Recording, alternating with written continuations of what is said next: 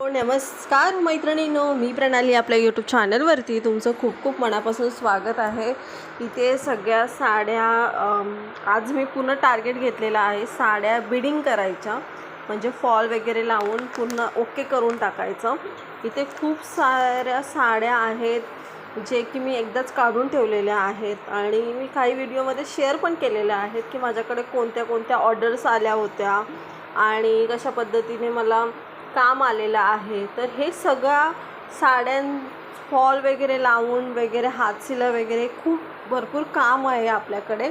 इथे सुद्धा या पिशवीमध्ये सुद्धा कामं आहेत. सगळे ब्लाऊज स्टिच करायची आहेत, साड्यांना फॉल लावायचे आहेत, खूप सारे काम आलेलं आहे. त्याचबरोबर मी तुम्हाला एक गोष्ट सांगते की मी जो हे होता टेबल होता माझा, हा मी चेंज करून घेतलेला आहे. माझी वरती एक मशीन होती, म्हणजे मी शॉपमध्ये एक मशीन ठेवते माझी फुल सेटरची आणि एक घरी ठेवायची बिडिंग फॉलची, आणि शॉपमध्ये साधी मशीनसुद्धा होती आणि ओव्हरलॉकची मशीनसुद्धा ठेवलेली. तर तिथे मी ब्लाऊज स्टिच करायची. पण काय व्हायचं, तिथं ब्लाऊज माझे खूप कमी स्टिच व्हायचे. घरामध्ये जास्त टाईम असायची मी, तर घरामध्ये काहीच मला टाईम मिळत नव्हता. म्हणजे मशीनच खाली असल्यामुळे घरामध्ये फक्त हात शिलाई किंवा साडी बिडिंग करायला इतकंच काम असायचं. तर मी एक भाग अजून असा वरचा घेतलेला आहे. हा एक भाग आहे आणि अजून एक वरचा एक भाग आहे. तर दोन भाग.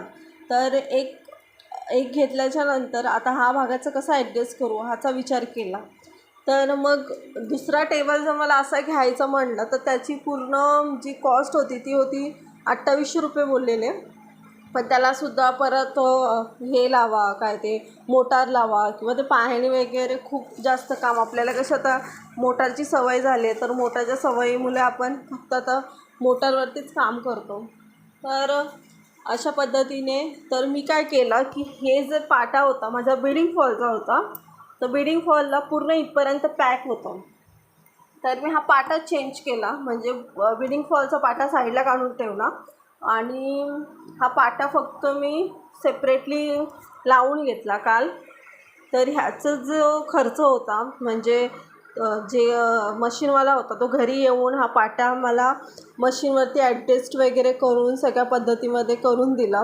तर एकूण टोटली आपले 1300 रुपये घेतले त्यांनी, म्हणजे पाट्याचे 750 आणि वरचे ते फिटिंग हे सगळं खूप जास्त घेतला, कारण की तो खूप लांबून आला होता. म्हणून मी सुद्धा काही जास्त बोलले नाही आहे कमी वगैरे करायला वगैरे. तर चला, अजून एक काहीतरी आपल्या बिझनेसमध्ये गोष्ट ॲड झाली.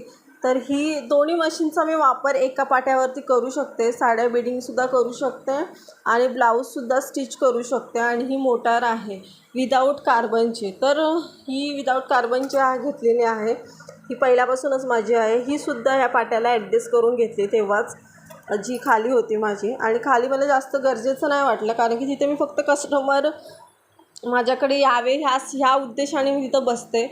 पण मेन काम माझं घरी होईल असं मला वाटतं, कारण की घरी पूर्ण शांततेमध्ये काम आरामात होऊन जाईल. आणि इथे मी क्लासेस स्टार्ट केलेले आहेत. एक आमच्या साईडची ताई आहेत, त्या माझ्याकडे ॲरीवर्क शिकायला यायला लागल्यात. म्हटलं ॲरीवर्कचे क्लासेससुद्धा स्टार्ट करेल.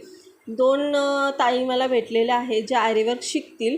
तर त्यातल्या त्यात एका ज्या ताई आहेत त्यांच्याकडे मटेरियल अवेलेबल नाही आहे, त्याच्यामुळे मी माझंच मटेरियल त्यांना सांगितलं माझं वापरा.